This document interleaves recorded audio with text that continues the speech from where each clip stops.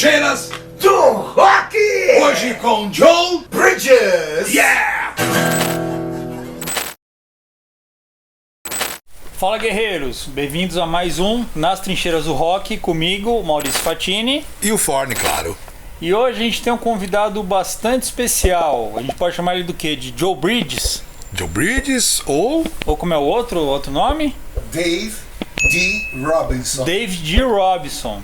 Não é Dave Lee Roth, Dave D. Robinson. Mas a gente vai deixar o nosso convidado se apresentar, que é o nosso querido Dudu França.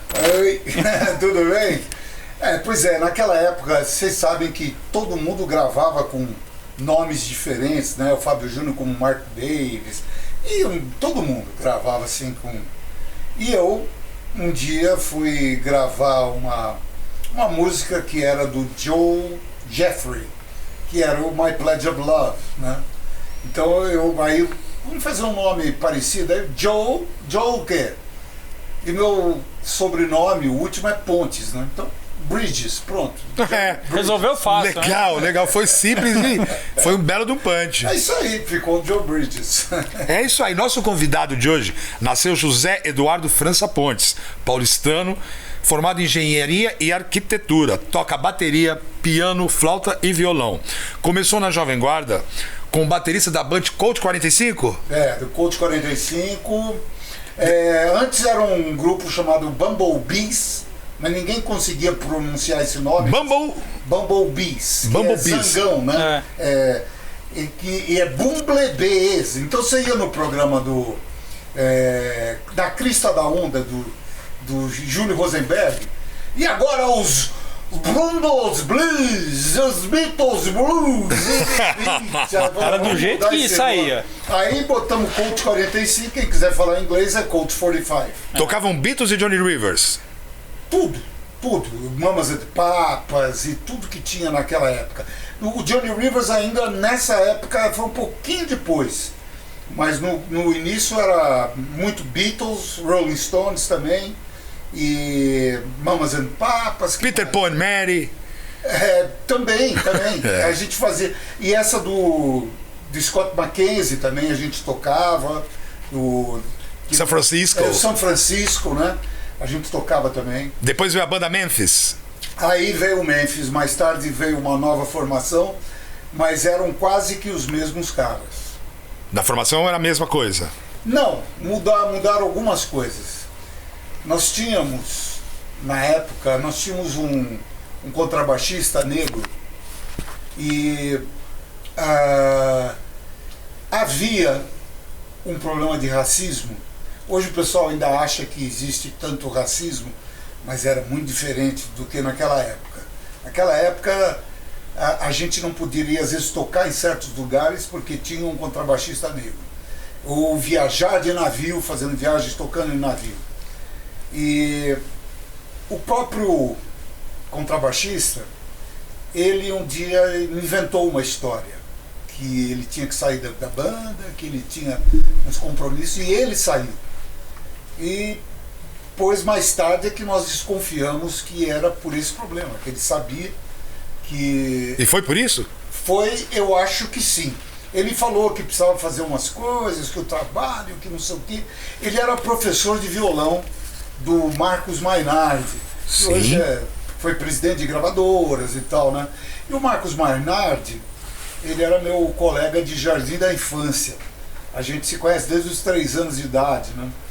E quando ele foi montar a primeira banda, a mãe dele encontrou com a minha mãe, que era professora do jardim da infância, e falou: meu filho está montando um conjuntinho e eles estão precisando agora, ele só não tem baterista, está montando um conjuntinho com o professor de violão, o primo também e tal, tem os 3 lá, e está faltando uma bateria.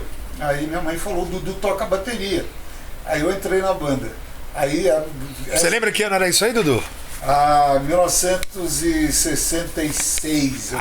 Eu tava achando que era bem depois. Não, 66 a gente começou a tocar. Me lembro do primeiro ensaio, que a gente não tinha um pedestal de microfone, e os microfones pareciam aqueles farolzinhos de bicicleta, microfone de cristal. Então a gente pegou um cabo de vassoura, enfiamos dentro de um vaso e botamos o microfone ali. Ali era o nosso pedestal. Ali foi plantado o início da carreira do Dudu França. Exatamente. E aí veio sua história que eu queria falar do Carlos Imperial. Você conheceu ele quando? Em 78? Em 78. O Carlos Imperial estava montando um programa que se tornou o Embalos de Sábado à Noite. E ele estava procurando, era na extinta TV Tupi, lá na Urca, né? Exatamente. E ele estava procurando um cara para investir, um ídolo para investir no programa dele para ter um retorno de mídia e tal. E ele foi na casa do Eduardo Araújo e de Silvinha. E eu gravava já muito com a Silvinha, fazia nos estúdios, bati aqui, nos estúdios de jingle e gravações de discos também, e a gente sempre se encontrava. Então ele falou, olha, estou precisando, vocês conhecem algum cara que cante bem, que seja saudável, que seja boa pinta e tudo mais, né? A Silvinha falou, pô, você está falando do Dudu. Dudu que trabalha lá com a gente, pô, o cara super boa pinta, saudável, tá, é o cara que você precisa e canta pra caramba e tal. Aí eles ligaram pra mim e eu tava bem pertinho deles, porque eu tava numa aula de dança com a Joyce, na Joyce Balé. Eu fazia dança e tal, pra ficar solto, né? Eu queria ser artista de qualquer forma. E aí eles ligaram pra lá, dá um pulinho aqui. Aí fui. E o Carlos Imperial chegou pra mim e falou assim, bom, eu queria que você cantasse e dançasse pra eu ver. Mas nessa época você estava como artista solo, você estava com a banda, como é que... Não, eu não Porque tava... você participou da banda Memphis também. Sim, né? mas nessa época eu tinha saído. Aliás, você falou que eu sou formado em engenharia Arquitetura. e arquitetura. Não, eu não me formei. Eu fui até, por exemplo, a arquitetura eu fui quase até o 4º ano. A engenharia foi na Poli. Eu fiz um ano de engenharia e depois eu falei, eu vou ficar louco. Isso não é isso que eu... É uma máquina de fazer louco mesmo esse curso, né? É uma máquina de fazer louco. Eu vou ficar louco aqui. Aí eu quis fazer alguma coisa mais artística. E aí eu procurei a Escola Superior de Propaganda. ISPM. Só que não tinha o M ainda, porque nem existia a palavra Não existia marketing. Era ESP só. Então, essa é a única que eu me formei, que você não citou. Que seja retificado agora. E na arquitetura eu fui quase até o 4º ano, mas uma hora a música era uma coisa muito forte dentro de mim. E eu tive que fazer, até fiz um teste vocacional para ver quais eram as minhas tendências em relação à profissão. E até lembro de uma coisa que eu estou usando hoje, O traje. esse traje. Essa indumentária. Porque deu assim, em primeiríssimo lugar no meu teste vocacional, deu música. Em segundo lugar, deu uma coisa que me surpreendeu, que era Forças Armadas. Mas que loucura. Quase igual, né? Pois é. E aí eu fui entender por quê, mais tarde. Porque eu sou piloto, eu adoro voar, piloto de ultraleve, de avião também, mas avião eu quase não voei. Eu preferia voar ultraleve, né? Então um dia, com o ultraleve, eu fui na Academia da Força Aérea lá em Pirassununga, para um rally de ultraleve, que eu tirei em primeiro lugar lá em navegação e uma série de coisas. Eu tinha já ganho um outro rally que é em São Lourenço. Isso logo que eu comecei, que eu comprei meu primeiro ultraleve, eu tinha poucas horas de voo, mas ganhei o rally. E aí, quando eu estive em Pirassununga, a gente ficou muito amigo lá dos oficiais e tudo, levaram a gente para voar de Tucano, eu fiz acrobacia no Tucano, foi um negócio impressionante. E ele, assim, o oficial lá, o capitão, Capitão Castilho, ele me levou na casa dele, minha esposa, meus filhos e tal. E eu, de repente, me deu um negócio assim, eu teria adorado isso aqui. Primeiro que eu gosto de voar, eu tenho isso no sangue, né? Eu tinha um tio da Força Aérea, e esse cara me passou o vírus, Aerococcus, né? A bactéria do vírus. Né? Aerococcus. E eu fiquei apaixonado por aviação e sou apaixonado até hoje. Você quer me ver feliz, está voando. Eu tô voando, eu tô me sentindo muito bem. Que nem o Ronivon, Mas né? voando ou pilotando? Voando, mas mesmo dentro de um avião de carreira, normalmente, Você curte? eu me sinto muito bem de estar voando assim, né? E o É o Bruce Ronivon- Dixon brasileiro, É. não é? O quê? É o nosso Bruce Bruce Dickinson. Dixon, é o vocalista do Iron, né? O nosso Bruce Dixon. É isso aí. O Ronivon também, ele é apaixonado, Ronivon, né? nós conversamos muito, eu sou muito amigo do Ronivon também, e a gente tem essa particularidade, esse gosto pela aviação. Ele chegou a pilotar jatos, né, jatos executivos e tudo. Eu não cheguei nesse ponto, mas eu nem fiz questão, eu gosto mesmo é do voo com vento na cara. A velocidade que a gente mede é o vento na cara, a força do vento na cara. A altura é o tamanho da vaca. Quando a vaca tá pequenininha, você tá tanto... Mas dá pra enxergar lá de cima que é uma vaca? Ah, dá. Dá? Bom, a gente não voa tão alto, mas se bem que eu já fui, até uma vez eu fui a 10 mil pés de altura, que são 3 mil metros Nossa de altura, Senhora. né? Num dia de verão e tal. Eu fui super alto. Eu falei, eu quero ver até onde que vai. Porque o ar começa a ficar rarefeito. Você começa a perder sustentação. Você começa a andar com ele assim, num ângulo mais para cima, assim, porque o ar não segura tanto. Mas você dentro da aeronave sente alguma coisa? Do ar, não. Não. Eu não senti nada. Você sente no ouvido, quando você sobe ou desce, você vai sentindo a pressão no ouvido, né? Mas foi maravilhoso. Era um dia de verão, eu estava na região de Araçatuba, indo para Lins, aí eu subi lá, um gelo, gelado lá em cima, que a cada 300 metros, mais ou menos, a temperatura baixa 2 graus, né? Então você, imagina a 3 A friaca que tava lá em Nossa, cima. 0 20 graus. mais ou menos. Isso é teoricamente, mas estava muito gelado. E eu também queria subir porque tinha uma tempestade e eu queria passar por cima da tempestade. Pra ver por cima. Mas não seria uma muito boa ideia se eu tivesse uma pane ali e tivesse que enfrentar no meio do CB, né, o cúmulos nimbus ali, era perigoso. Mas aí eu olhei assim e falei, não, vou contornar. Aí eu dei uma contornada e tal e passei. Mas eu queria passar por cima, né? Essa é uma das paixões do Dudu França. Vou comentar. Dudu, tem uma curiosidade que eu queria conversar com você aqui. Era um garoto que, como eu, amava os Beatles e os Rolling Stones. Sim. Fala pra galera aí, quem trouxe a música pro Brasil? Pois é, fui eu que trouxe. É uma história que pouca gente sabe, mas se você perguntar pro único vivo da banda Os Incríveis, que é o Netinho, meu amigo querido, ele vai confirmar. Netinho, aquele cara bastante legal, né? Ele teve um problema na garganta, né? Mas o Netinho foi o seguinte: eu tinha um tio, naquela época, as músicas não chegavam aqui, né? Às vezes não chegava nunca mesmo. Mas demorava, às vezes 6 meses para chegar um sucesso dos Estados Unidos e tal. Então a gente tinha muita amizade com comissários de bordo, com pilotos que iam para os lugares e traziam discos para Era o único jeito, né? Era o único jeito. E vou te contar mais uma particularidade: as rádios tocavam o que nós tocávamos, né? Porque a gente tocava nos mingaus dançantes e nas domingueiras, que eu destaco aqui, o Círculo Militar.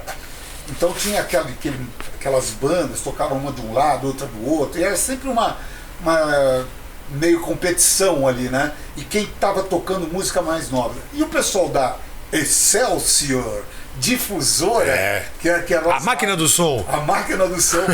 Então eles iam ver o que nós estávamos tocando e às vezes pediam até o disco original pra gente e tal.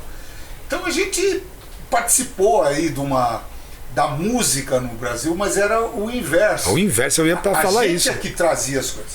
E um tio meu, italiano, casado com a minha tia, ele foi pra Itália e eu falei pra ele: ô tio, traz alguma coisa de sucesso lá da Itália. Naquela época a música italiana estava super bem e tal. E ele trouxe uma música que era com Gianni Morandi, C'era un ragazzo che come me amava i Beatles e i Rolling Stones.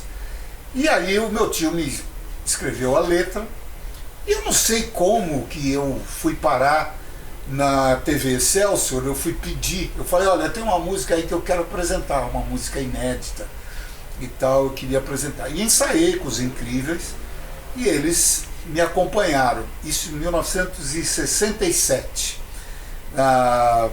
Eu já falei, né, TV Excelsior. E aí o sucesso foi tão grande, cara, com essa música. Eu c'era un ragazzo che come me amava i Beatles e i Rolling Stones, girava il mondo, veniva lá, gli Stati Uniti d'America, non era bello ma canto a sé. E foi um sucesso, que tá, tá, tá, tá, tá. E aí eu sei que foi uma loucura com as fãs que estavam lá. Eu estava até saindo com o Eduardo Araújo, eu conheci o Eduardo Araújo nesse dia, e ele tinha o programa O Bom, na TV Excelsior também. E ele me convidando assim, Dudu, queria que você fosse no meu programa e tal, né, não sei o quê. E de repente, tinha lá um Galaxy dele lá, né, ele já, um artista super famoso, ele entrou no Galaxy e eu sobrei no meio da mulherada, né? Aí foi e eu tava de smoking e tal, né? Puta, quase me rasgaram lá. Ainda bem que eu tava com uma turma do Clube Pinheiros, pessoal jogador de polo, que eu também joguei polo aquático no Clube Pinheiros. E aí eu tava com uns 15 amigos aí que me protegeram e tal. Mas foi um sucesso. Aí no dia seguinte, o empresário dos Incríveis ligou para mim e falou: ô, você pode emprestar o disco e a letra aí para fazer uma versão e tal? E eu falei, mas por quê? Aí o cara, esperto, falou assim, não, porque eu estava pensando em gravar com você. Você quer gravar? Eu falei, claro. Pô, naquela época, se eu gravasse, era muito fácil fazer sucesso naquela época. Porque a explosão da Jovem Guarda, aquelas coisas todas. E eu era um garoto bonito, forte, cantava bem e tudo mais. Se eu fosse lançado naquela época, teria sido realmente um grande sucesso. E eu emprestei tudo, a letra. Olha, não passou 2 meses. Nossa. Aí eu fiquei esperando. Aí de repente ouço era um garoto no rádio, né? E como eu falei. A sua versão? Não a minha versão, eles fizeram uma versão. Eu cantei em italiano. Você fez o original. Mas é o pé da letra. C'era um ragazzo que era um garoto. Pô, mas poderia ter sido você que poderia ter feito essa versão. Esse cara que fez isso é o pai do latino. Porque depois ele gostou da ideia e começou a fazer isso direto. Esse cara era o empresário dos Incríveis. E agora, se eu tenho se eu fiquei chateado, não, os caras eram tudo garoto, tudo molecada, né? Quer dizer, tinha um pouquinho mais idade do que eu. Mas na faixa dos 20 anos, né? Então, eles estão mais querendo, cara, não, vocês vão gravar isso. Ah, legal, vamos gravar e tal, né? Aí era muito comum na época, né? Você trazer as músicas de fora, fazer versão, né? Só que esqueceram de mim. Pioneiro. Quem fazia muito isso era o Renato Seus Blue Caps, né? Fazia muita versão dos Beatles. Ah, sim. Mamas and the Papas. Acho que todas essas bandas, acho que o Renato Barros passeou por isso, né? Eu não cheguei a fazer a versão, mas, poxa, quando o cara me falou, claro. Você falou, eu fazia, né? Você falou, poderia ter feito eu, pô. Eu tinha 17 anos, ele me falou, você quer fazer? Eu falei, quero. Só que assina aqui, eu não sabia fazer essas coisas. Com 17 anos, na idade da música mesmo, então. de alistamento, né? Sim. Seria mais original ainda nisso daí, né, poxa? Então, verdade. Eu dancei nessa história, mas eu acho que tudo é feito da maneira certa. Claro. Quem sabe, se eu tivesse estourado com 17 anos, eu ia me perder em drogas ou qualquer coisa. Mas naquela época já tinha isso? Tinha. Não era que nem hoje, era pervertim, né? Que tomavam mais. Era bolinha, né? Artane. Mas tinha maconha, essas coisas tinha, mas de uma forma assim, os maconheiros não entravam na nossa turma, entendeu? Os caras são maconheiros e tal. Tinha literalmente o filme queimado, né? Tinha o filme queimado. Então tinha uma turma lá perto da minha casa, a turma da Simão. A turma da Simão eram os maconheiros. Não pode conversar com os caras, não. Os caras, ó. É tudo da pesada, né? Tudo da pesada. Então a gente se manteve muito afastado disso. Depois veio a ditadura militar, que eu acho, quando me perguntam, uma vez eu fui no programa do Jô, Dudu, você se lembra da Revolução, do golpe de 64? Golpe de 64? AI-5? Eu tinha 14 anos, mas eu lembro muito bem.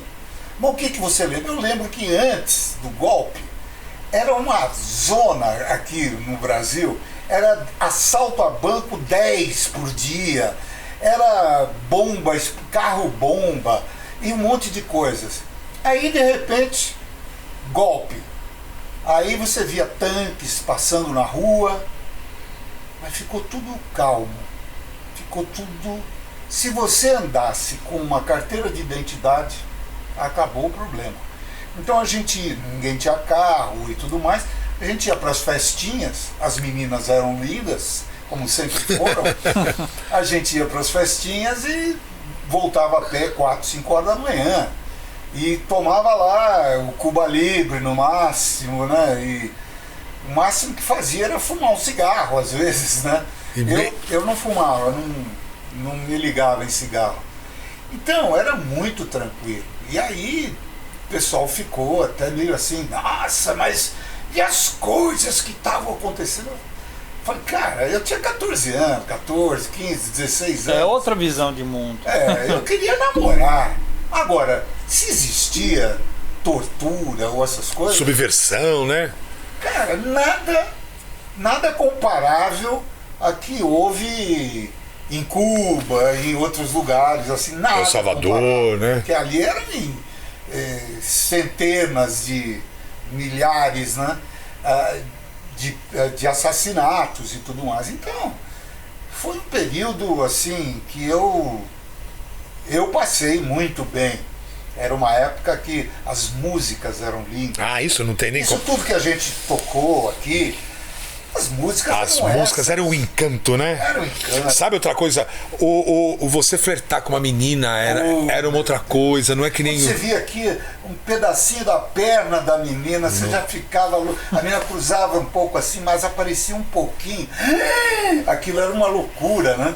Nossa. E as festinhas? As festinhas eram aquela vitrolinha de plástico, que você abre a tampa é o alto-falante. O alto-falante, né? Pilha, era de pilha, então você pegava o negócio, você ligava, fazia assim, clac, e botava no disco. Ali, Eram os compactos, Rita Pavone. E os LPs, assim, Rita Pavone, então, Johnny Rivers, e se tivesse ainda uma luz negra, uma luz estroboscópica, alguma coisa, então aí... A coisa estava feita, né? Aquela coisa piscando, as meninas com aqueles dentes tudo azulzinho e tal. Botava luz negra. Botava luz negra. Mas isso até na nossa época de ginásio era assim. A gente pegou o finalzinho, né? Pegamos o final. A gente fazia coisa e tal. Botava aquelas pastilhas que deixavam a luz piscando, né? É isso. Usava muito isso daí. É que nem você Festinha falou. na garagem. Você pegou uma época mágica. Musicalmente, eu como músico, não tenho nem o que falar. Pô, a gente falou aqui de Beatles, Stones, Mamas and the Papas, Peter Paul and Mary, Scott McKenzie. Nossa, a gente fica até amanhã falando aqui. Olha, eu recebi um áudio do Juba, baterista da Blitz, que é um cara espetacular, né? E ele fala assim, um cara me perguntou, qual a influência... Aí ele começa, eu não sei, ele devia estar com uma lista na mão, então ele começa a falar os nomes. Você não tá vendo, né? Mas tá ali. Mas só gente poderosa, né? Assim, aí o cara ligou de novo, puxa vida, eu não conhecia 80% desses caras, eu não conhecia. Tem mais? Aí ele já fala mais uma outra lista, é um barato. Ele me mandou isso aí pelo WhatsApp, eu falei, puta, que coisa. Aí vai de Chuck Berry a The Platers. Ah, Smoke gets in your eyes. Hey, ask me how I do. Você chegou a dançar isso aí, não chegou a dançar em bailinho? Eu cheguei. É, que beleza. Olha, eu lembrei de uma história aqui também com essa música. Tinha uma vez uma festa, eu voava ultraleve, e eu vou escrever um livro. Chama Memórias de um Canarinho. E aí, no prefácio que eu escrevi, fala assim: um dia me perguntaram o que eu gostava mais de fazer, cantar ou voar. E eu respondi: pergunta para um canarinho, que eu sou que nem ele. Eu canto, E voa. voo e sou brasileiro. Que beleza, que beleza. Então aí, Memórias de um Canarinho. E o primeiro capítulo que eu falei para você, Maurício, é Meu Tio, Meu Herói, que fala do meu tio Mário França. Mário França, que putz, ele pegava a gente e botava naqueles aviões de T6, né? E saía virando, fazendo acrobacia. Que loucura! Era maravilhoso. Então, aí foi que eu peguei o Aerococcus, que eu não me livrei até hoje, e acho muito bom. Acho muito bom esse problema. Você gosta de voar também, Fatini? Eu gosto. Mas Eu já tenho medo. Você tem medo? Eu tenho medo. Mas uma coisa que a gente não pode ter medo é o seguinte: música do Dudu, agora. Vamos mandar agora, nas trincheiras do rock, musicalmente falando, Dudu França. Ou Dudu Bridges. Ou Dudu Bridges. David Robinson. Like a bridge over troubled water. Dudu França aqui nas trincheiras Do rock. No tempo que me chamavam de Dudu Rivers, a moda era Johnny Rivers direto. Aliás, eu fiquei amigo do Johnny Rivers, estive várias vezes com ele. Do you wanna dance and hold my hand? Tell me that I'm your man, be there. Do you wanna dance? Do you wanna dance under the moonlight? Love me, girl, all through the night. Be there. Do you wanna dance? Do you wanna dance and hold my hand? Tell me that I'm your man. Be there. Do you wanna dance? Everybody's singing out. Do you wanna dance? Do you wanna dance? Do you wanna dance? Do you wanna dance and hold my hands? Come on, baby, let's make romance. Be fair. Do you wanna dance? Hold my hand. Do you wanna dance under the moonlight? Love me, girl, all through the night. Baby, do you wanna dance? Everybody's singing now. Do you wanna dance? Do you wanna dance? Do you wanna dance? Oh my God. Do you wanna dance under the moonlight? Do you wanna dance? I whisper in your ear. Do you wanna dance? Do you wanna dance? Oh my. Do you wanna dance? Baby, do you wanna dance under the moonlight? Do you wanna dance?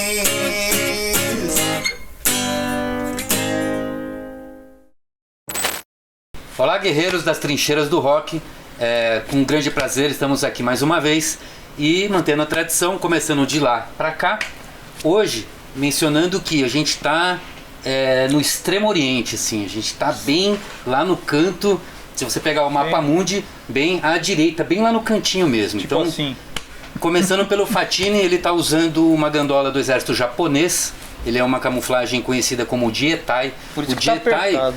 ele é um termo indígena japonês que denomina Forças Armadas Japonesas. Ele é o uniforme atual e produzido aí em 2 versões para todas as Forças Armadas. Seguindo aqui o Forne, ele está utilizando uma gandola aí da Coreia do Sul. Notem que ela é uma camuflagem de selva, só que ela tem aí bordados todos coloridos, o que realmente para uma situação de selva isso é totalmente inadequado. Mas na cultura desses povos, ocorre que eles fazem muitas paradas militares. Então, quando existe uma apresentação de comandos, de fuzileiros, eles sempre utilizam as camuflagens de combate, porém com as distinções todas nas colorações que seriam do uniforme de passeio do blazer. Então, esse cara aqui, ele era um mergulhador, paraquedista, master, né? Caçador. O leão aqui, já não sei, Hunter. caçador de leão, pica das galáxias. Crocodilo Dundee. E era o Kim.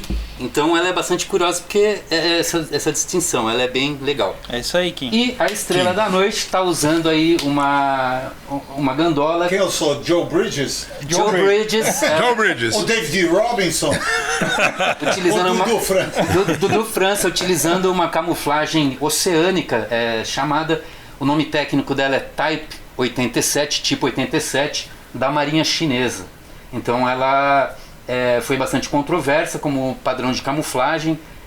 Se você for utilizar ela numa selva, dificilmente você vai se camuflar. E se você cair na água com ela do navio, dificilmente você vai ser encontrado. Então, Serve pra nada. exato, na parte funcional, ela não é muito prática assim como camuflagem, o mimetismo. Mas na questão estética, ela é bastante atraente, bastante interessante. Ainda mais se tiver um bote salva-vida laranja. Né? Isso, aí dá um destaque ali, dá pra ver Aí se dá você um tiver vivo contraste. se mexendo, dá pra saber que alguém tá lá vivo, né? É verdade. E a sua calça? Exato, é até interessante falar dessa. Essa daqui é uma calça da Legião Estrangeira, ela é do uniforme atual, a linha Felan, que foi uma revolução de todo o sistema, né, de equipamentos, tanto uniformes quanto armamentos e equipamentos de campo de toda a Força Armada, né, que inclui Exército de Terra e a Legião Estrangeira. O nome técnico dela é T4S2, uniforme de inverno. E, cara, em questão de tecnologia, é um dos melhores uniformes que a gente tem na loja. Ele tem bolso para você colocar a joelheira. Tem aqui um elástico por trás do joelho para você manter isso no lugar. Ele tem bolsos grandes com bolsos dentro, com elástico nos bolsos. E se você tiver com isso cheio, ele tem um ajuste de coxa que eu deixo isso bem justo para você correr. E por aí vai, é dos uniformes mais modernos. E particularmente eu dou graças que veio do meu tamanho, porque senão eu ia ficar olhando vender aí e ia não ficar chateado. conseguir. Exato, né? A minha eu garanti, ainda tem algumas aí também. É isso aí. E o contato? Passa o contato da Violet aí, Vini, pra nós. Bom, nosso contato direto, mais prático, assim, mais pessoal é o WhatsApp, é São Paulo 11 97952 3347. A gente hoje está estabelecido na Rua Rodésia, porém em breve a gente deve fazer uma movimentação aí, então o endereço acho melhor a gente divulgar aí. A gente divulga as mídias sociais e o site. Isso, a gente está em todas as mídias sociais, com loja virtual também. Se você colocar V-Unit Military ou Militaria na barra do Google, vai ter umas 2 páginas nossas lá, pelo menos, que tem bastante coisa. E estamos aí às ordens. É isso aí, Vini. Nossa parceria aqui nas trincheiras Do rock. Yeah! Álcool gel. Álcool gel. Vamos falar de coisa boa? Esse é o nosso patrocinador, Cervejaria do Cabra. Ele fica na Avenida Itaboraí, número 48, através da Bosque da Saúde. Ele tem o bar, só que por motivos óbvios não está abrindo, mas ele está trabalhando no delivery com entrega de growler. Ele tem uma série de chopps especiais lá. Esse que ele mandou pra gente hoje é um IPA. E inclusive quando o bar estava aberto, o Forne chegou a tocar lá. Sim, com certeza. O espaço é bem legal. Então, para contatar ele, a gente vai colocar aqui no GC o WhatsApp de contato e consegue falar com ele através das mídias sociais, @do Cabra Cervejaria. Ó, e até recomendo para quem quiser tomar uma cerveja boa em casa com os amigos, em segurança, liga para ele ou manda mensagem que ele entrega e ó, vocês não vão se arrepender, a cerveja é muito boa. Do Cabra Delivery. Do Cabra Delivery.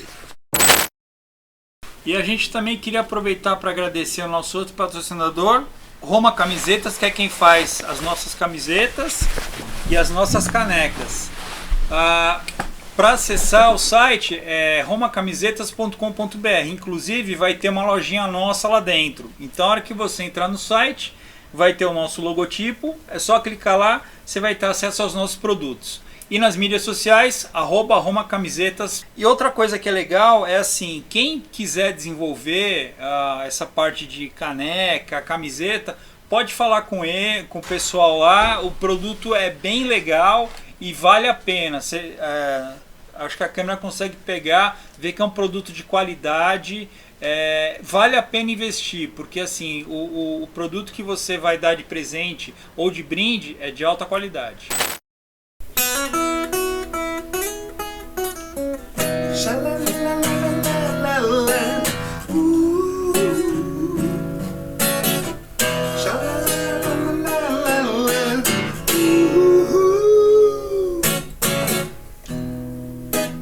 Ela olhou pra mim e sorriu, e naquele instante eu senti que a gente era igual, que ela nasceu pra mim e eu pra ela, eu e ela.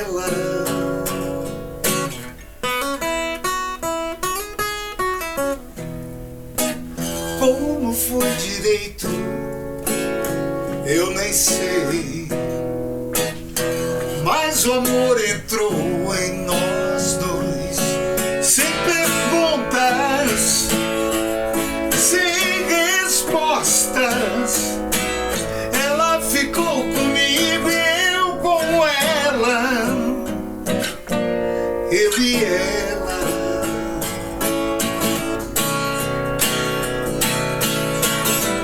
Mas de repente alguma coisa mudou e o sorriso alegre entristeceu. Porque foi que deu tudo errado, ninguém entendeu.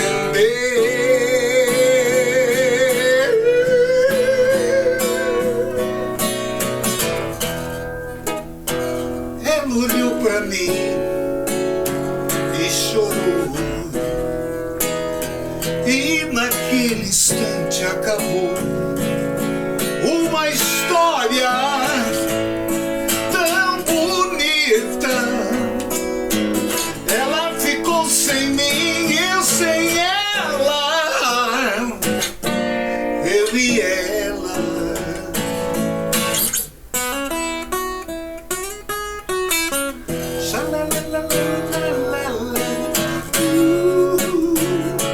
Eu e ela, eu e ela.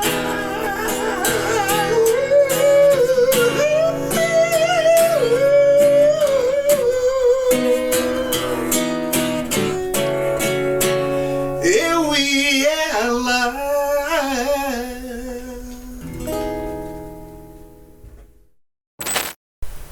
Bom, pessoal, normalmente eu acabo esquecendo, né?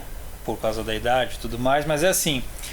Vamos se inscrever no canal, compartilha, ativa as notificações, porque isso é importante pra gente, né? A gente desenvolve esse trabalho para vocês e é importante que a gente tenha esse retorno de vocês. Esse feedback. Inclusive com comentários, isso é importante também.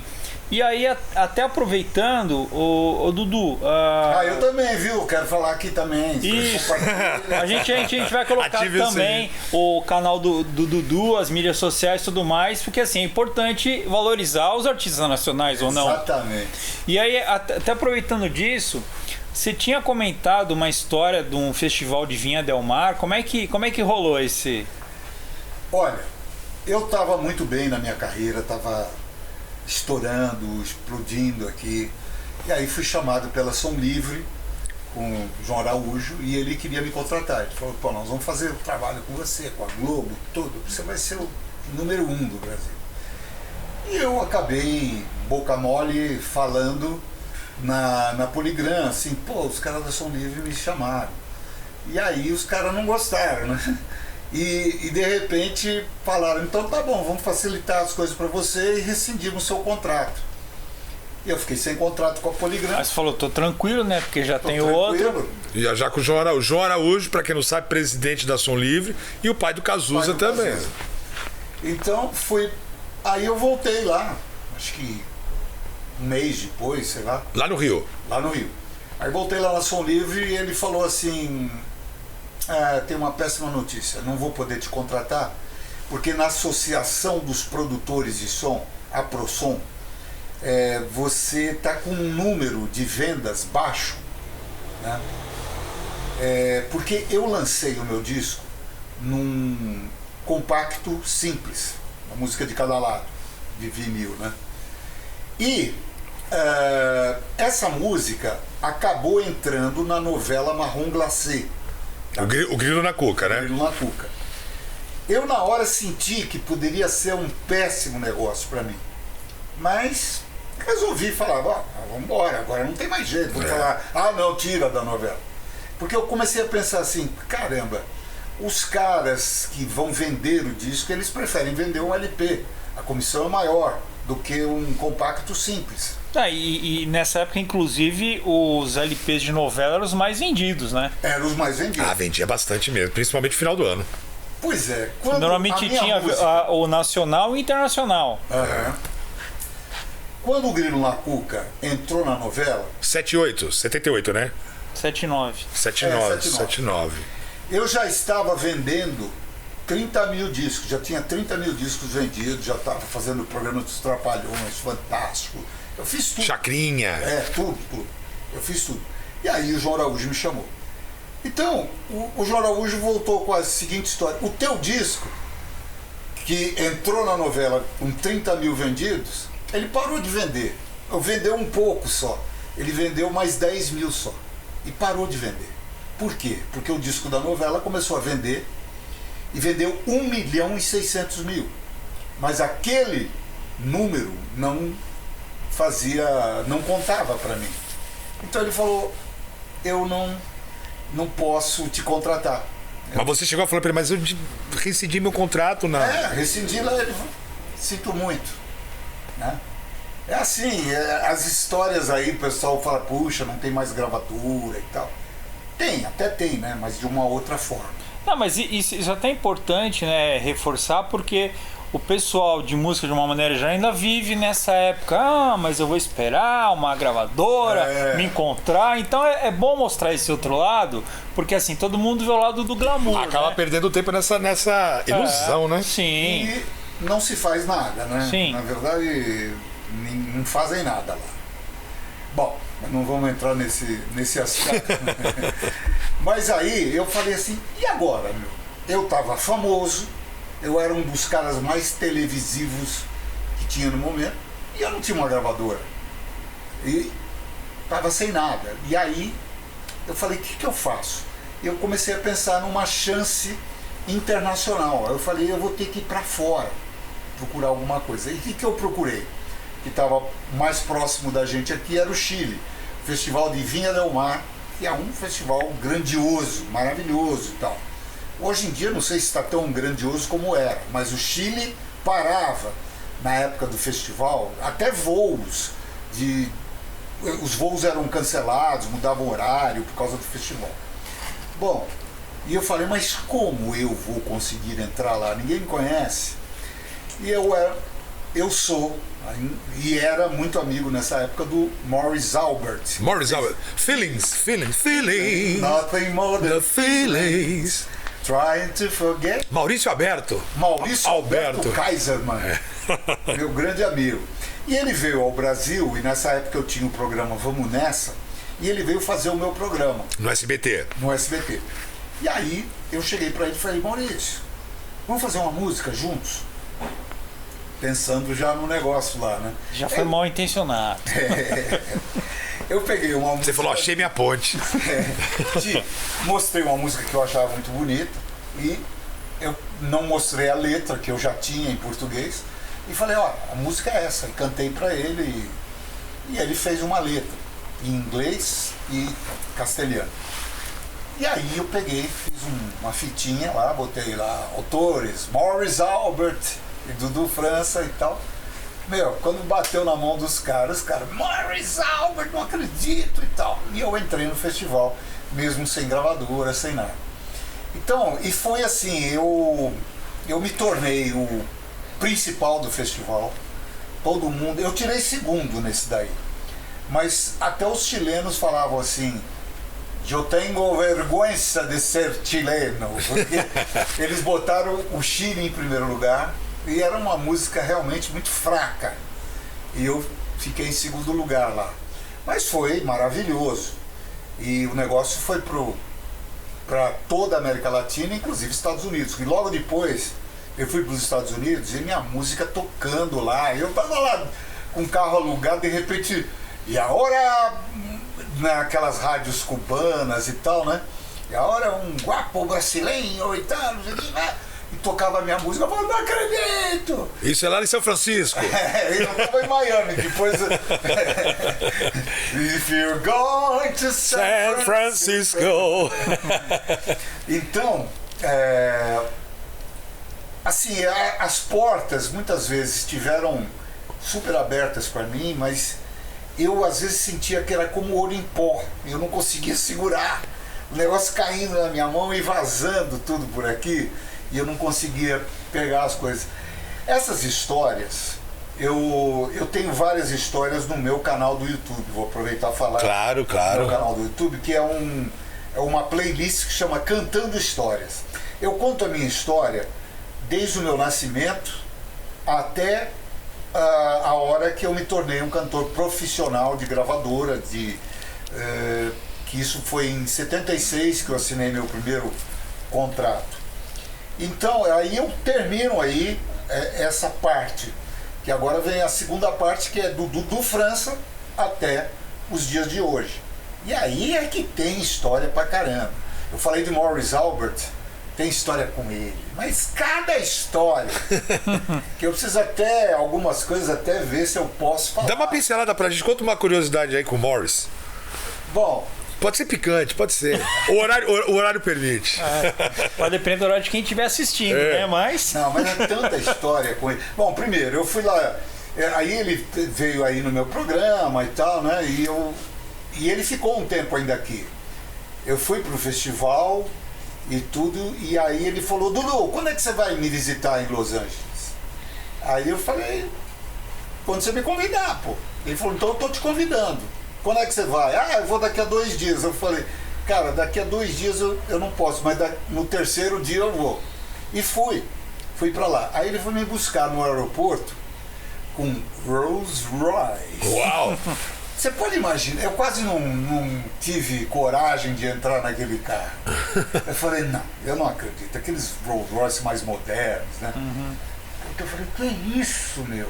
Aquele igual do Arthur, do filme do Arthur, do Dudley Moore, lembra que usava o Rolls Royce estiloso, né? É, super estiloso. era um Cara, Phantom. aí nós fomos pra casa dele, que não era em Los Angeles, era em Salt Laguna Beach, caminho de San Diego, né, pro sul. E uma casa maravilhosa, ele tinha lá uma governanta, que era a Ki Morita, uma japonesa que era foi casada com aquele ator Morita. Pat Morita. Ela foi casada com ele. Por isso É o Sr. Miyagi. Sr. Miyagi. É o Sr. Miyagi. Eu assisti um filme dele essa semana, não. Minto. Eu assisti uma participação dele no seriado Starsky and Hutch. Você lembra do seriado Lembro. Justiça Original. em Dobro? Original. Eu assisti essa semana um episódio que ele faz uma participação. Ele é um vendedor de uma joalheria que vende relógios assim. E gostado, na hora eu falei, mas eu conheço esse moço. Olha, é o Pet Morita, rapaz, mas a mesma cara, só um pouco mais novo. Mas ainda não pegava música com palito, ainda já tava chegando lá. Agora, eu não quero que o Morris Albert ouça isso, mas eu tava lá na casa dele, em Salto Laguna Beach, uma casa gostosa lá, e eu peguei os discos dele e comecei a ouvir, porque tinha música do Morris Albert gravada por George Benson, tinha várias músicas, né? A gente só conhece praticamente o Feelings, aquela... Que é o que chegou pra gente aqui. Tinha aquela xalalalala. Lembra dessa música? Lembro. E, aliás, eu fiz coro em todas as músicas. Eu cantei em todas essas músicas. No estúdio. No estúdio. Eu cantei com todo mundo que você possa imaginar. Com Caetano Veloso, com Gilberto Gil, com todo mundo. Tim Maia. E bicho, aí eu tava ouvindo uma música que... Quando ele estava aqui, antes dele ir morar para os Estados Unidos, né, ele tinha lá um Cougar, e ele passava em casa todo dia. Ô Dudu, dá uma volta, dá umas bandas aí. E eu levava, às vezes, umas fitinhas cassete, botava lá no som, e ele adorava uma música minha, que chama Calling You. Ele falava, essa música é demais. Cara, eu tô lá na casa dele, de repente, escutando uma faixa da música. Era a minha música. Só conheço essa música. Olha, eu não creio. Eu não creio. Ele gravou na pirataria. Cara, aí... Que picareta. Só podia chamar Maurício. Não, la garantia sou eu. Um Maurício legítimo. Mais um. Aí eu falei assim, cara, a minha música. Ele falou, que é isso? Hey man, this is my song. Tirou o disco da vitrola. Olha, você... E pronto, entregou. Aí entregou. Aí ele falou, que é isso? Eu falei, meu. É que era a música. Aí tinha uma parte, principalmente essa parte. I listen to a music on the radio. It's sad one. Mas não chegou no Brasil isso aí, né? Então ninguém ia saber. Mas eu, como fui fuçar lá, eu fui ouvir tudo. Olha que tinha isso. Lá. Aí eu falei, aí ele falou, pá, você tá na minha casa, rapaz, vê se me respeita, e que não sei o quê, quase que saiu um pau ali, né? Que climão, hein, cara? Tá bom, você não vai me enxotar daqui, né? Senão vou ter que pegar hotel aí, pô.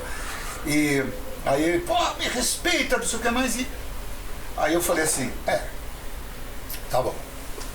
Aí que você roubou, você roubou.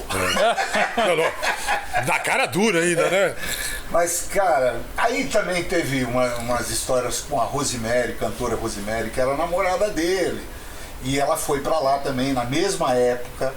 Aí nós fomos buscar a Rosemary no aeroporto e tal. Mas é cada coisa, cara. Isso 70 e quanto? 78, 79? Puta, 80. Eu já tinha o programa, então era 81 mais ou menos. Já você tinha o programa no SBT já, né? Tinha já o programa que foi aí, no final de 80, 81, que eu tinha o programa Vamos Nessa. O programa começou em 81, foi até...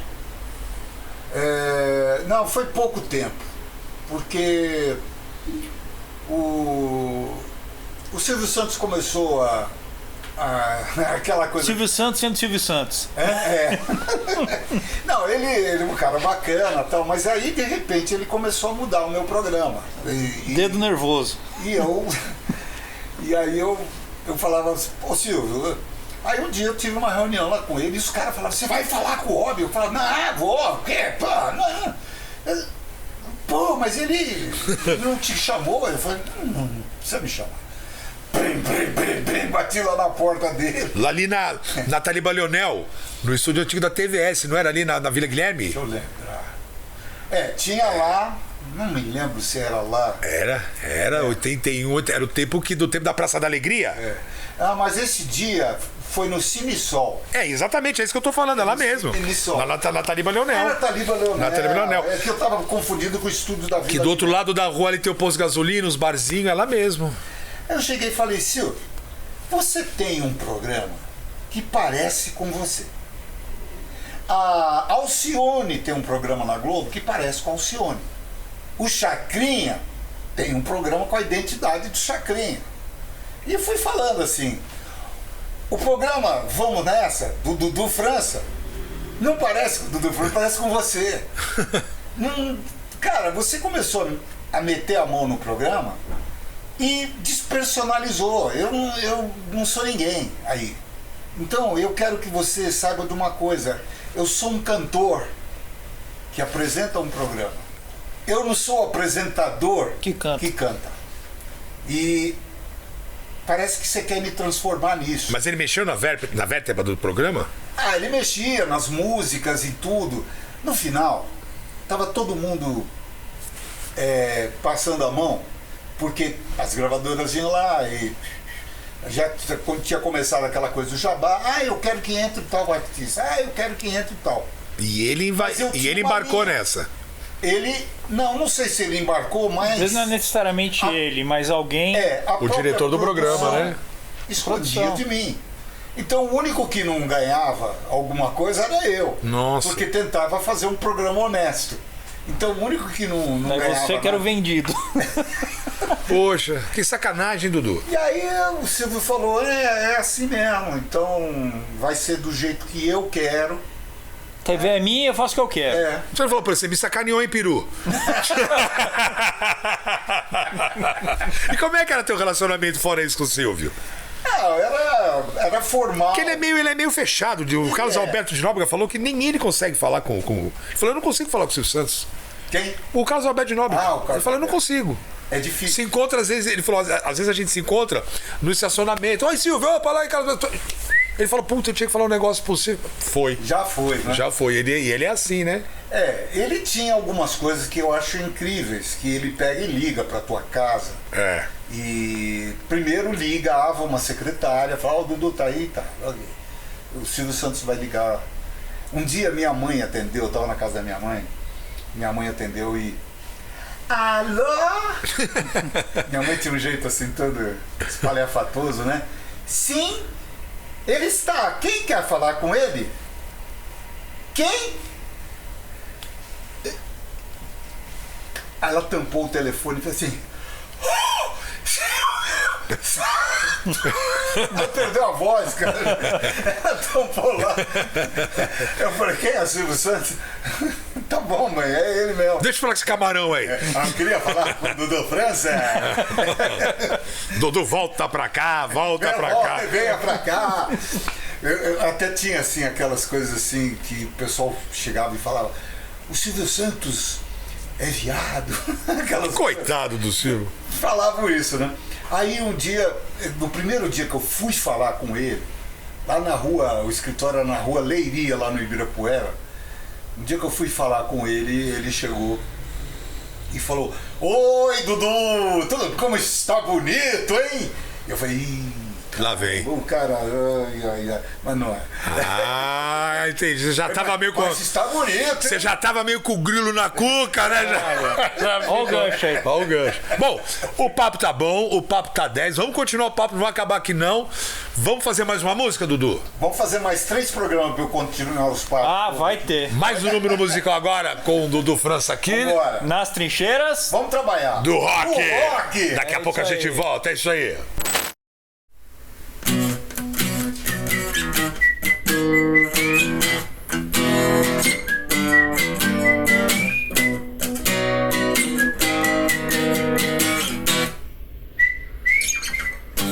Grilo na cuca, meu coração é uma bomba atômica. Minha canção é super, super sônica. Minha cabeça tá pegando fogo, fogo, fogo. Grilo na cuca, quem pode, pode, quem não pode, foge. Quem foge, corre, quem não corre, morre. Minha cabeça tá pegando fogo, fogo, fogo. E por falar de tristeza, ninguém chora por mim. E por falar de saudade, ninguém sente por mim. E por falar de alegria, ninguém dança por mim.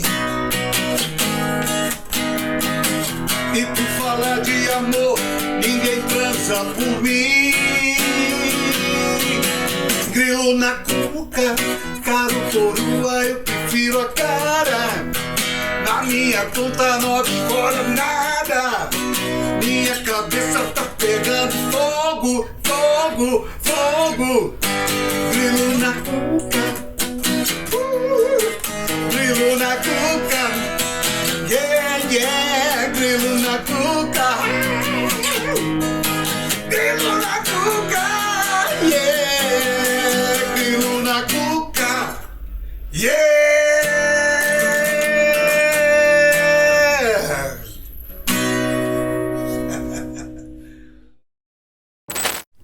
Bom, Dudu, recentemente você participou do The Voice, The Voice Mais, The Voice Plus. Nossa, Plus.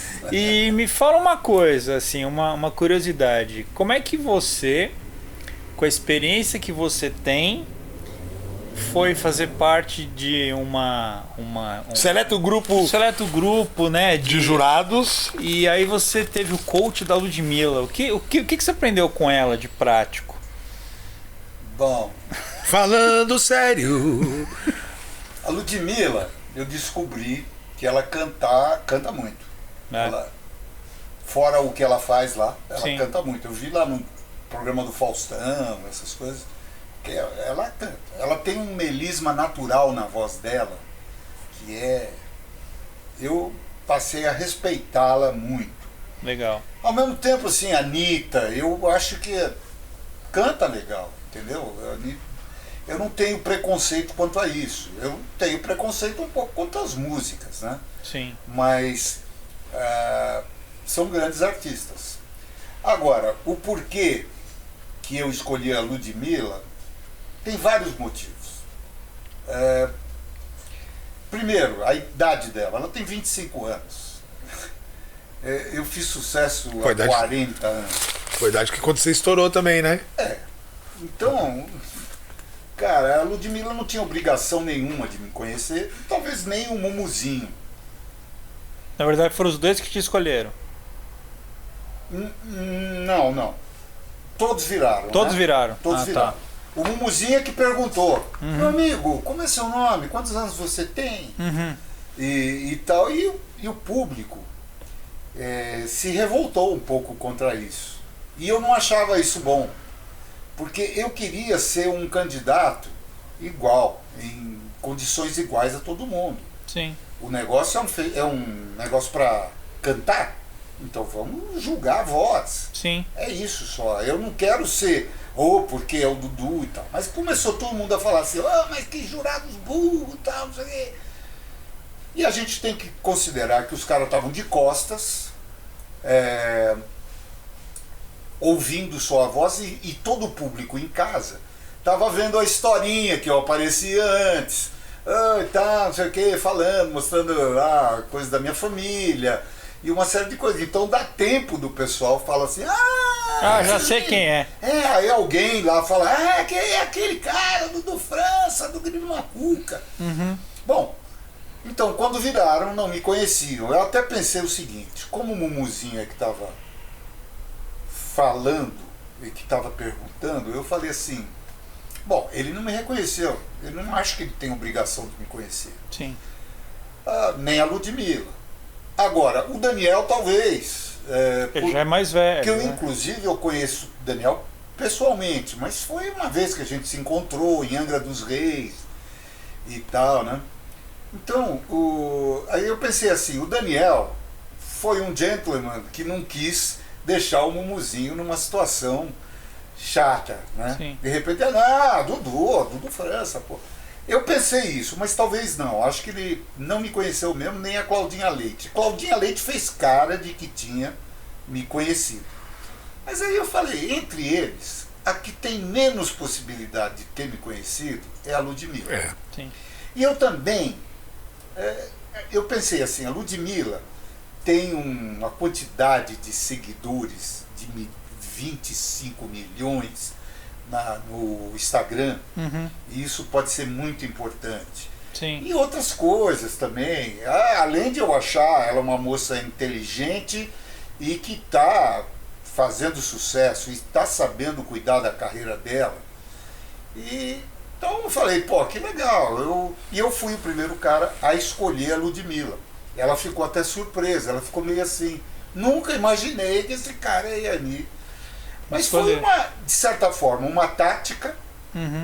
Tem uma coisa espiritual também, e que eu acho que tudo isso que aconteceu para mim, foi Deus que me colocou nisso. Sim. Porque Deus sabe o que é bom para nós. Muitas vezes, o que a gente imagina que é bom pra gente, não é o melhor de Deus. Deus está vendo lá na frente. Talvez se eu fosse o vencedor do The Voice, ia sair muita crítica em relação a mim, eu falar que foi marmelada, que eu não podia estar nessa posição. E eu penso até que a Globo pensou nisso, falando, pô, a gente está botando gente aqui que já fez sucesso no passado, então nós estamos infringindo uma própria regra e tal. E acho que depois disso é que convidaram outras pessoas profissionais, como a Cláudia, do Evita e tudo mais, porque ela demorou para entrar lá. Eu acho que foi convite. E no começo, quando eu entrei lá, eu não era o Dudu França para os diretores lá. Eles são meio bitolados naquilo que eles estão fazendo. Então eles não me conheciam. Então, era assim, eu citei o meu amigo Juba, porque acho que eu não vou contar isso tudo não. Acho que começou, agora vai. Agora vai. Não, é que, assim, perguntaram, eu estou montando aqui, nós estamos montando um programa que vai ser de pessoal de mais de 60. Ô Juba, você que conhece todo mundo, o Juba conhece todo mundo, você possa imaginar. E os caras, eu tenho um pouco mais de idade que ele só. 1 ano e meio, mais que ele, qualquer coisa. Então o Juba, ele falou, Juba, quem que você me indica? E ele me indicou. Eu ia te perguntar isso, como é que chegou o teu nome lá no... Então, foi por intermédio do Juba. O Juba falou assim, tem Dudu França. E ele indicou 6 pessoas. Não vou nem falar o nome dos outros, mas cantores conhecidos e tal. Só fiquei eu, todos foram eliminados nas eliminatórias ali. Como? Seletivas. Seletivas, exatamente. Eu sempre esqueço esse nome. Então eu fiquei ali e para eles eu era o amigo do Juba. Eu não era assim, alguém me conhecia, mas não sabia da minha vida. E não era o que você queria, né? Então, eu queria que eu fosse um cara que ninguém me reconhecesse. Eu queria que fosse isso, mas me reconheceram. E isso virou polêmica, virou uma série de coisas. Agora eu te digo, sabe onde é que você ganha o The Voice? Eu acho. No Instagram é que você ganha o The Voice. Porque... Você fala com relação à votação? Não só a votação. Likes? Likes e comentários. Certo, faz sentido. Sabe por quê? O primeiro lugar, quando terminou o negócio, tinha 49 mil que cresceram ali. Ele tinha 3 mil e aí ele teve 49 mil seguidores. O segundo lugar tinha 26 mil. Foi a Leila. Terceiro lugar tinha 24 mil. E o quarto lugar, que no final saiu, fui eu, tinha 9 mil apenas. Então, eles evitam ao máximo, eu acho, ter alguma coisa na votação, mas existem maneiras de você colocar a tua vontade ali. Por exemplo, todo mundo que ia votar em mim falava assim, caía o negócio, eu tinha que votar, aí tinha que fazer aquele captcha, né? Como é? Captcha. Que é para confirmar que não era um robô. E de novo. Eu estava lá na Globo, que deu um tempo lá pra gente fazer, eu consegui votar em mim 100 vezes. Eu fui contando. E não caía para mim. Acho que o sinal de lá é melhor, né? Pode ser. O Wi-Fi deles. Pode ser. Mas olha, eu aprendi isso. Que essa batalha foi ganha aí. Mas foi você que meio que sacou isso aí? Foi. Você deu uma pesquisada, você falou, não, peraí, deixa eu... Não, quando eu cantei a música Love Is All, primeiro que a música Love Is All era uma música que eu tinha escolhido ela para ser a última. E a música realmente é gigante. E naquele dia, assim, as pessoas que me conhecem falavam assim, eu chorei de ver a sua interpretação. Eu estava com uma beca bonita, um summer e tal, tudo lá. Consegui isso tudo, né? E de repente, um dia lá, o diretor falou, essa música não pode ser a última. Aí por quê? Porque eu sei como é que é a final. Olha. E essa música não pode ser a última. Você foi induzido. Entendi. Aí tem que mudar. Você tem que garantir que você vai para a final. Porque na final, quem vota é o público e não é você. Então, confia em mim. Isso, daí eu já ia ficar preocupado. E aí eu fiquei. Mas depois eu falei assim, pô, eu não posso ir contra o que ele está falando. Eu falei, tá bom. E a última música, por que eu não ganhei o The Voice também? Para o público, estou falando. Porque eu cantei uma música que não era boa para a final. O Zé Alexandre cantou a música do Queen, e foi muito bem cantado, o cara canta bem. E eu cantei a música do Guilherme Arantes, que é fraca. Ela é boa para certas situações, mas não para uma final. Para quem cantou um Love Is All, todo mundo esperava que tivesse uma do Sinatra. Pois é. Alguma coisa. Todo mundo me falava, mas isso tudo já tinha sido resolvido quase 3 meses antes da final. Porque eles têm que gravar outro. Eles têm que gravar o The Voice Kids, têm que gravar o The Voice Brasil. E é tudo o mesmo núcleo, né? É tudo mesmo. Então os caras já estão trabalhando aqui, mas já estão no Kids. Aí vai, não, já está tudo pronto. E você não ousa mexer em nada. Você fala, como é que eu vou mexer? Então, agora, eu aprendi muito. Eu acho que eu sou sempre um cara muito ingênuo, me considero um cara ingênuo. Eu acredito demais em tudo. Eu percebi que eu não ia ganhar. Eu acho que eu estou falando demais, hein? Não, tá tranquilo, tá tranquilo. Eu tenho uma teoria que é a seguinte, isso não com relação ao programa em si, mas esse tipo de programa, porque quando você ganha um programa, que é óbvio que é legal, mas você fica amarrado. Se você vai bem, vai até a final, segundo, terceiro, quarto, exatamente, você consegue ter uma visibilidade tão boa quanto e você não fica amarrado. Porque o grande lance que eu percebo é assim, beleza, você tem um contrato com a Globo. E com a gravadora Universal. Sim, só que você tá ali. Então assim, se eles quiserem não te dar nada, você tem o contrato com eles. E você não pode fazer nada. Uhum. Então se você consegue ter uma notoriedade, você consegue fazer outras coisas. É por aí? Como é que você sente isso? O contrato deles é assim, de uma forma que só eles podem fazer as coisas. Por exemplo, meu contrato com a Universal, estava lá escrito assim, a Universal exerce o direito de total de imagem com o artista ou não. Depois ou não, né? Então, eu não tenho esse direito. O da Globo é até melhor, porque o da Globo, para quem não ganha, está encerrado o contrato. Você pode ir para qualquer outro canal. Posso ir para qualquer outro canal. Tá mas encerrado. O ganhador não. O ganhador não. O ganhador fica preso pelo... não sei, acho que até outubro. Acho que são 6 meses. Eu acho que são 6 meses. E como terminou 4 de abril, são 6 meses.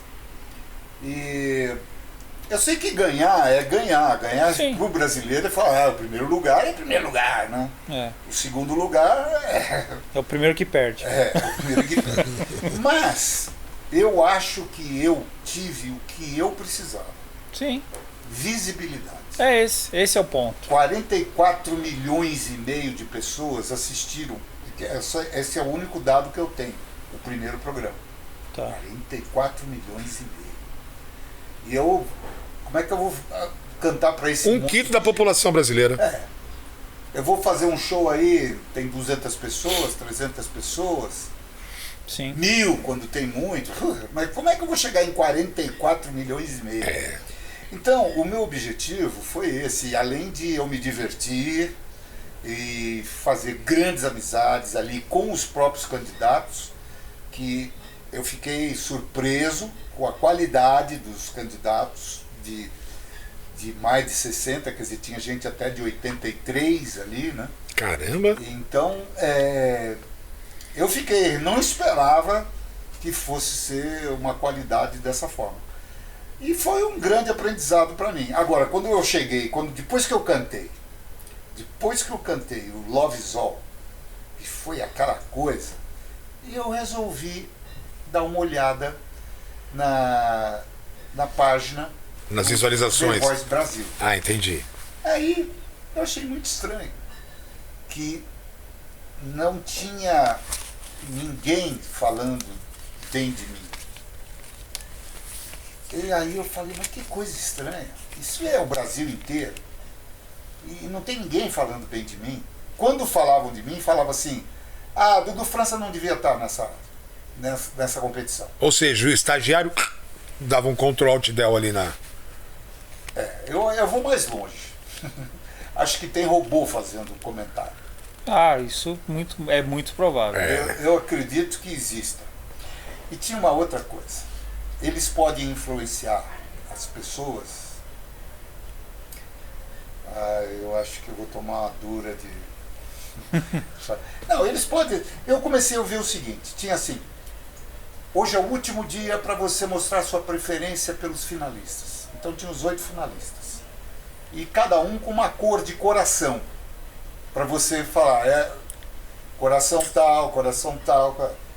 Eu pergunto a vocês, qual é a cor de coração que poderia facilitar para alguém? Vermelho. O seu Zé Alexandre tinha a cor vermelha.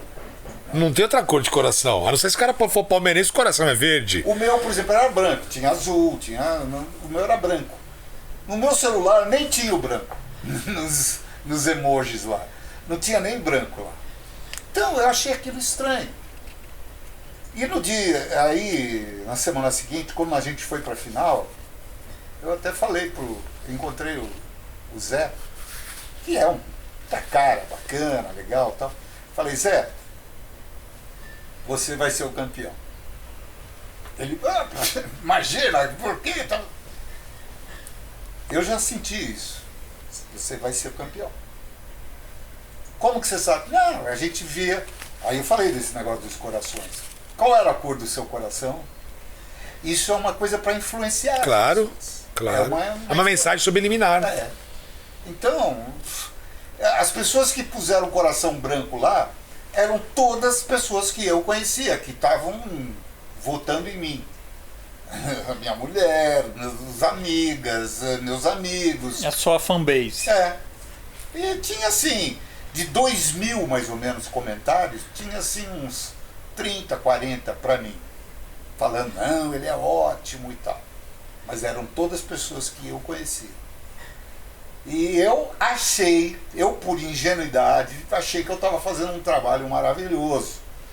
Eu trabalhei que nem um alucinado. Eu me imagino. A dedicação, né? E fazendo, respondendo tudo, falando com elas.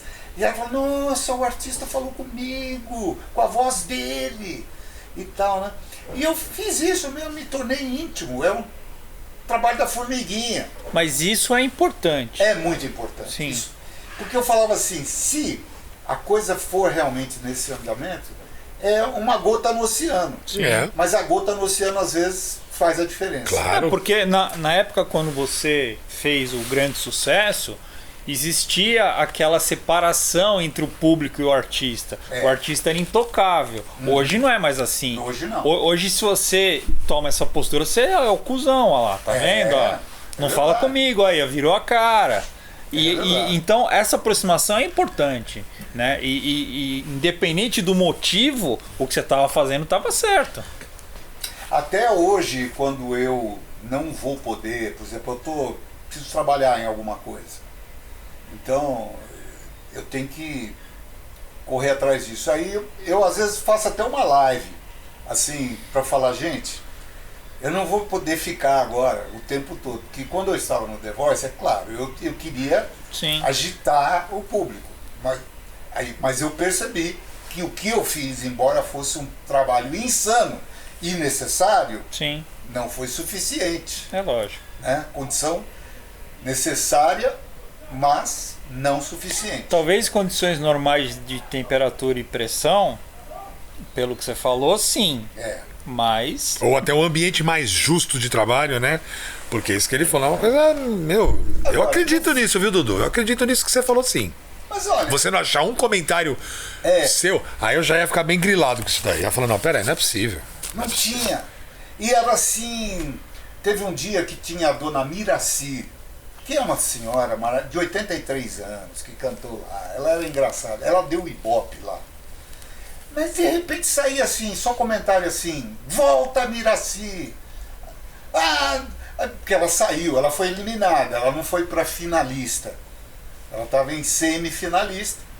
Volta Miraci. E todo mundo. Eu falei, mas peraí, como é que combinou todo mundo falar dessa Miraci? Isso aqui não é o Big Brother. Isso aqui é um campeonato de voz. Não é que a pessoa fez eu não gostei da cara dele. Então vamos votar contra. Rejeição. Não é o Big Brother.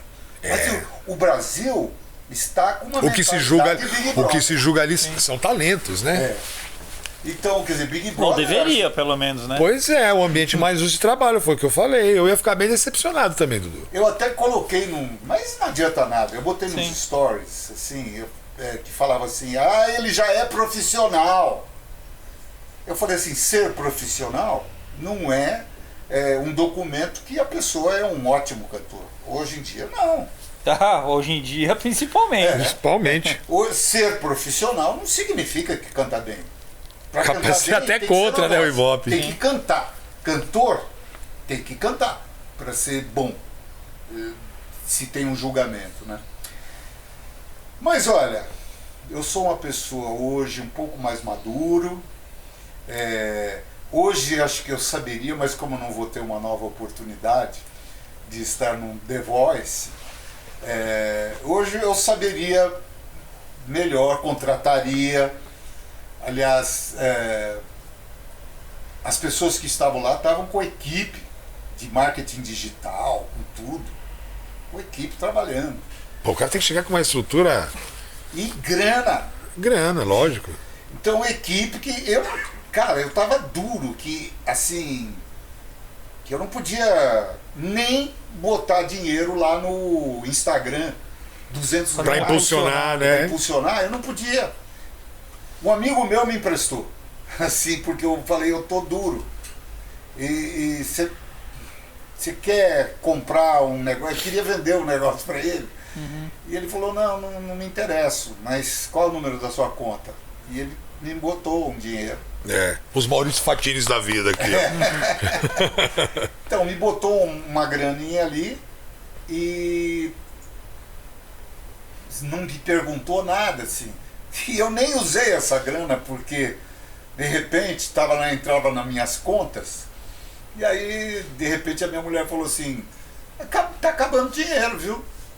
Nossa, só pra você mas saber. e aqueles 5 pau lá? Também, tá acabando tudo. Meu Deus do céu. Então eu nem pude aproveitar. Foi gasto para comprar comida, para fazer supermercado. Não, mas nessa época que ele tá passando aí, né, pô? Se a gente não pode trabalhar, nós como músicos não podemos trabalhar. Pagar plano de saúde e tudo, mas o dinheiro foi embora todo. Então, foi assim, eu passei um período muito difícil, foi uma luta. Eu acho que realmente, assim, acho que Deus dá a dificuldade que você pode suportar. Sim. Eu consegui suportar. Eu passei por muitos... Teve problema de ansiedade? Demais. Demais. Que a ansiedade afeta sono, afeta apetite, É, humor. eu tomo um remédio para dormir, que me ajuda a dormir, que senão eu não durmo. E muito ansioso, muito à flor da pele. Você é de que signo? Eu sou Áries com ascendente em Áries. Putz. Ou seja, se pegar e falar isso aqui é uma pizza, tem que falar uma pizza, né? Eu até costumo falar assim, e falo assim, você é teimoso. Eu falo, não sou teimoso. Teimoso é aquele que teima num negócio, mas não tem a certeza absoluta. Ele teima. Eu não, eu sou tenho certeza. certo. Você vai passar por essa prova de fogo agora, Dudu. É agora. Ah, é? Agora você vai entrar no nosso quadro Rajada de Perguntas. Tá preparado?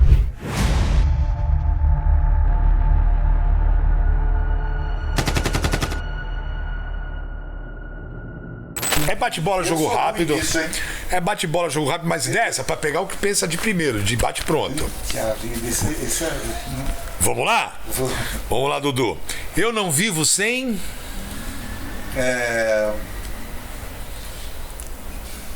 Mulher. Que beleza. O que te tira do sério? Mentira. Uma superstição.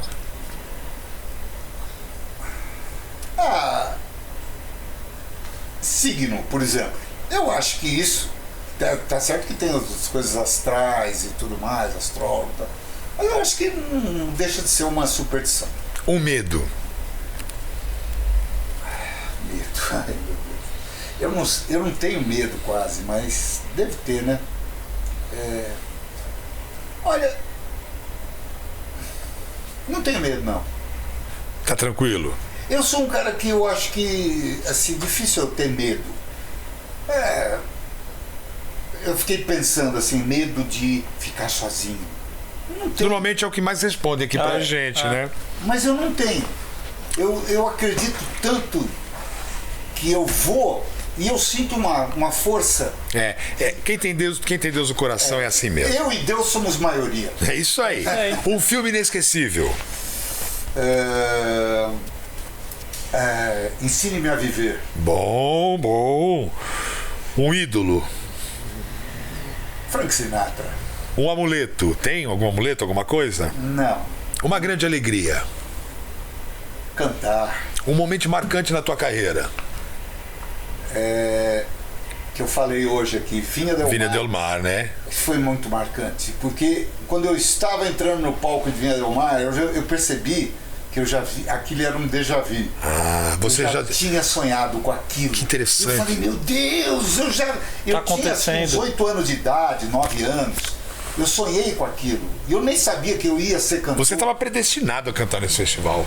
É incrível. Na hora que eu fui entrar no palco, eu falei, eu já vi isso. Uma música que eu gostaria de ter composto. MacArthur's Park. Essa eu não conheço, Dudu. Gene Webb.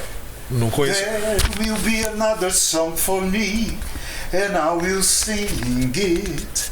There will be another dream for me. Vou buscar essa música. Olha, e se você quiser buscar, procurem na internet MacArthur's Park. Arthur com TH, né? MacArthur's Park. E põe Dudu França e Cláudia, cantora Cláudia. Cara, é uma das apresentações melhores que eu já fiz na minha vida com o maestro Eduardo Assad, o falecido Eduardo Assad, maravilhoso. Ele no piano, eu e a Cláudia. Foi a coisa mais linda do mundo. A Cláudia cantava Não Está Sendo Fácil. É essa, Cláudia? Não, é que fez Evita. Ah, não, fiz outra Cláudia, é verdade. Um erro que eu cometeria de novo. Cada pergunta, hein, meu? Um Esse erro. que é o lance. Deve ter muito.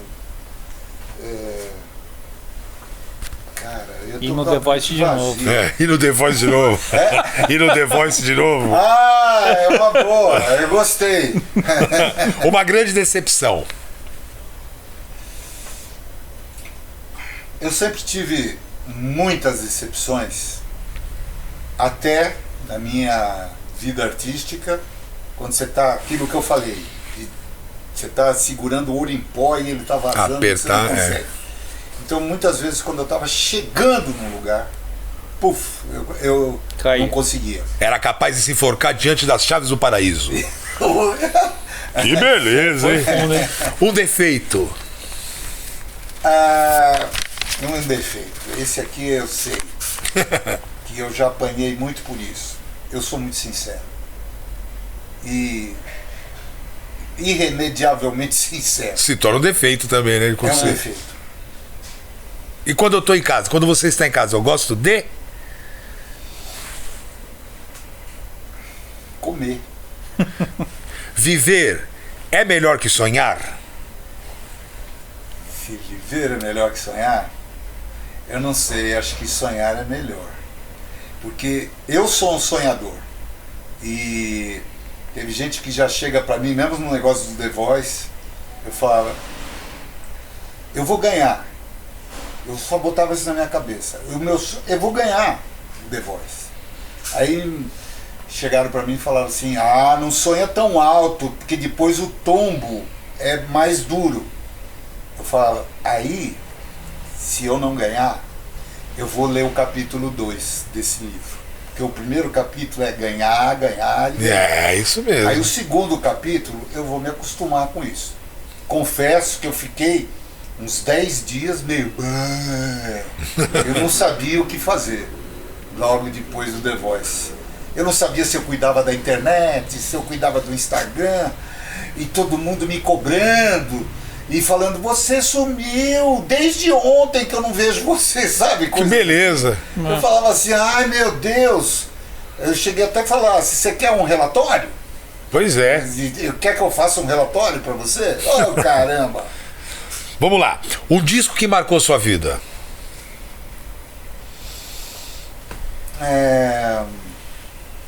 O do Morris Albert, que ele achou a música dele. Essa foi complicado mesmo. Não, um disco meu ou de outras pessoas?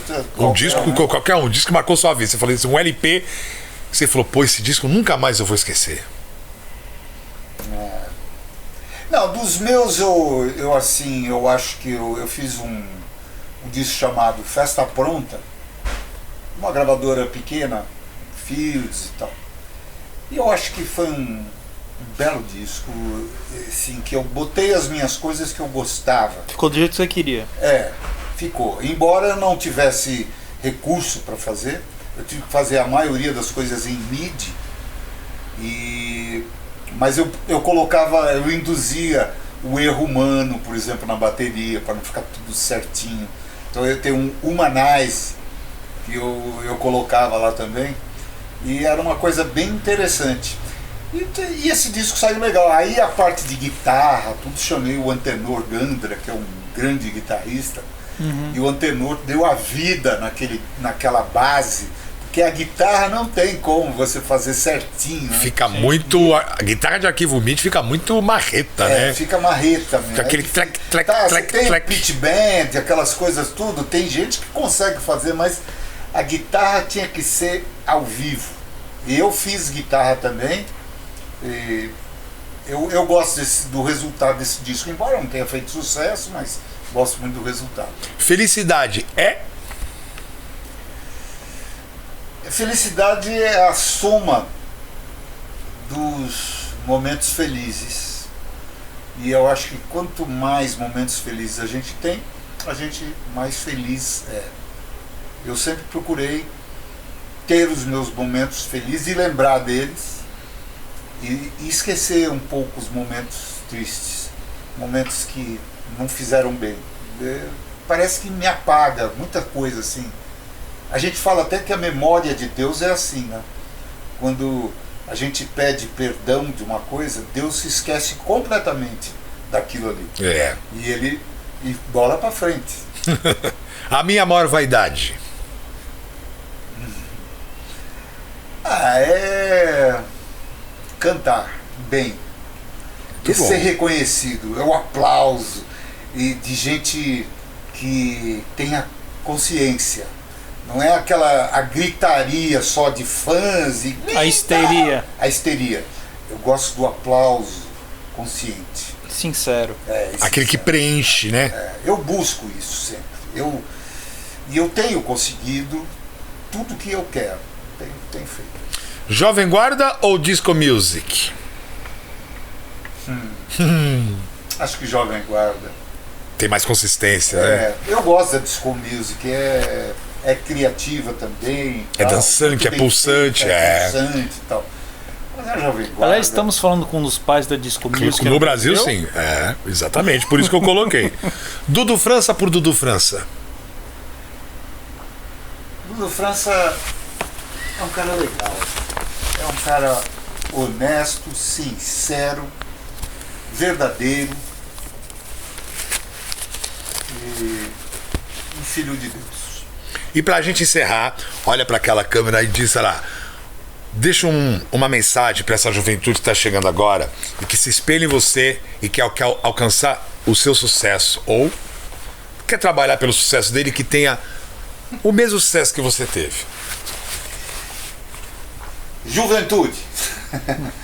Muitas vezes eu acho que a juventude precisa saber olhar para os mais velhos como pessoas experientes, pessoas que viveram e têm sentimentos, e esses sentimentos eles foram solidificando durante a vida. Então, muitas vezes eu vejo nos jovens um certo desprezo pelo mais velho, que o mais velho é antiquado, que o mais velho não pensa, que o mais velho é obsoleto. Obsoleto. No meu caso, assim, ele é apenas um cantor. Pois é. Mas não pensa, não filosofa, não tem pensamentos profundos. Aprenda os jovens. Eu aprendo com vocês, jovens, muito. Eu gosto.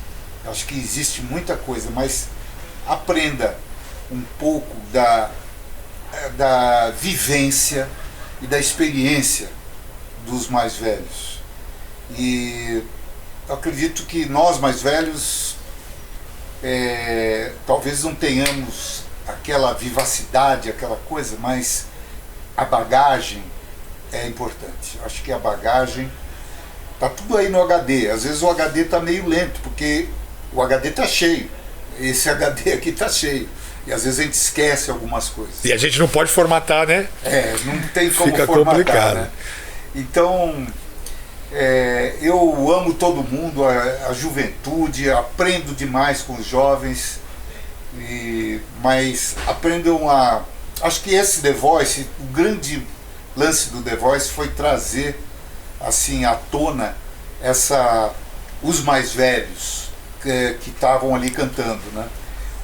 E tinha uma frase muito bonita que não sei quem criou: os sonhos não envelhecem. Os sonhos não envelhecem. E ninguém pode tolher os sonhos de alguém.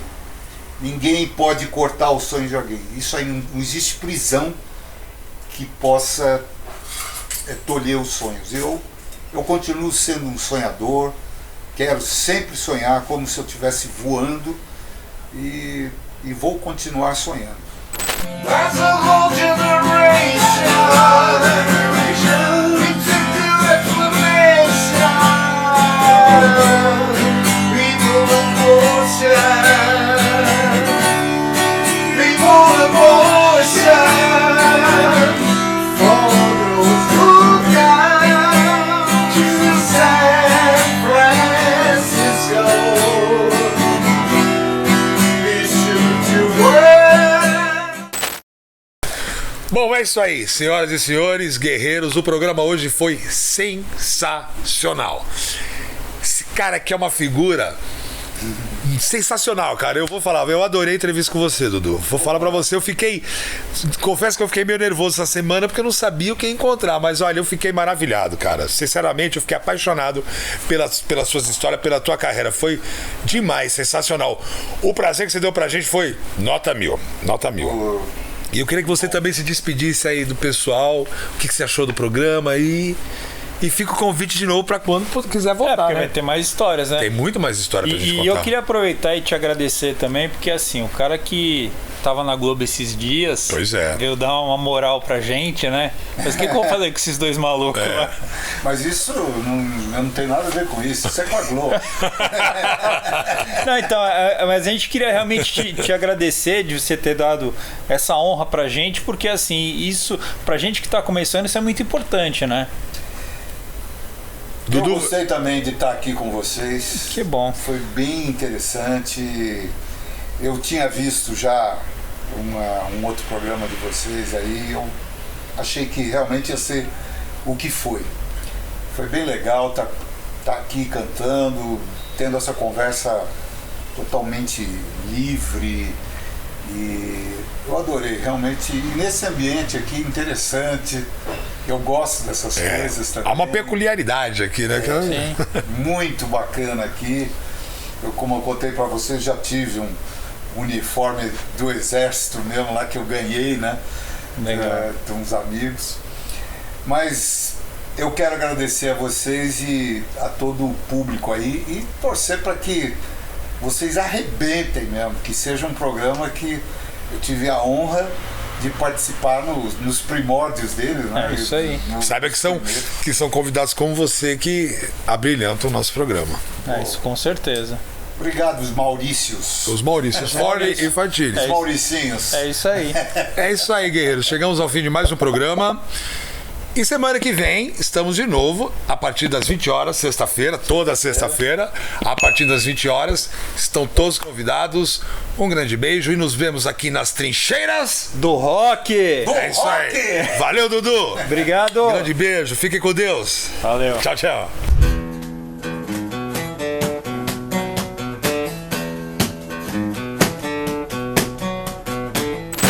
Nas trincheiras do rock. Hoje com Joe Bridges! Yeah!